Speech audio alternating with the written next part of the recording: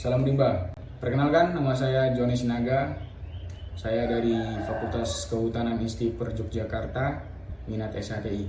Baiklah, di sini saya akan menjelaskan mengenai apa itu remote sensing.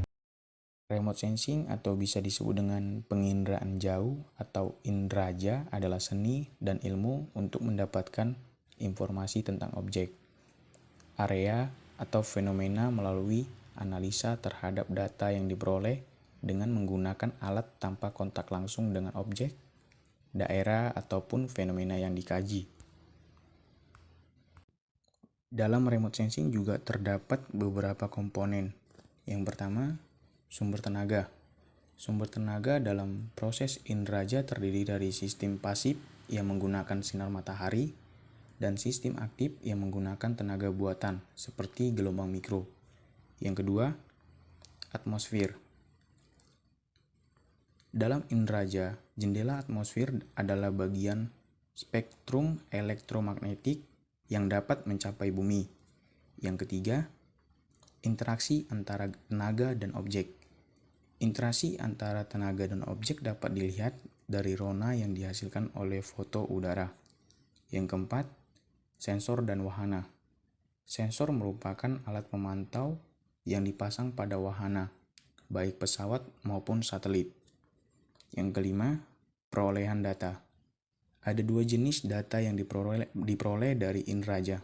Yang pertama, data manual. Yang kedua, data numerik. Data manual didapatkan melalui interpretasi citra.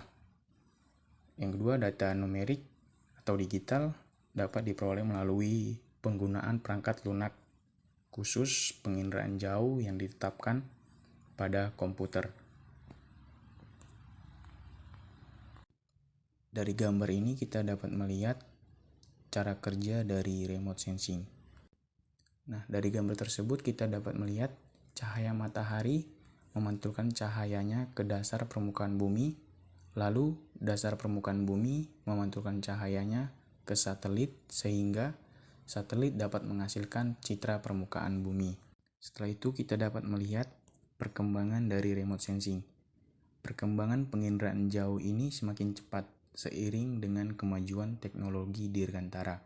Sebelumnya, penginderaan jauh lebih banyak menggunakan pesawat udara dan balon udara dalam perekaman data permukaan bumi. Tetapi seiring dengan perkembangan penerbangan antariksa dan penggunaan satelit untuk berbagai kepentingan termasuk di dalamnya perekaman permukaan bumi, maka penginderaan jauh tumbuh berkembang semakin cepat. Tidak hanya itu, di sini saya akan menjelaskan juga beberapa manfaat dari remote sensing. Manfaat dari remote sensing yang pertama yaitu identifikasi penutupan lahan atau land cover. Yang kedua, identifikasi dan monitoring pola perubahan lahan. Yang ketiga, manajemen dan perencanaan wilayah. Yang keempat, manajemen sumber daya hutan. Yang kelima, eksplorasi mineral.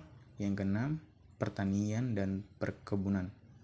Yang ketujuh, manajemen sumber daya air. Yang kedelapan, manajemen sumber daya laut. Nah, itu beberapa dari manfaat remote sensing.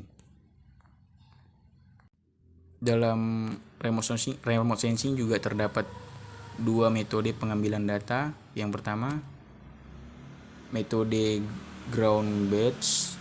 Yang kedua, metode penginderaan jauh atau remote sensing. Sekian dari saya, semoga bermanfaat.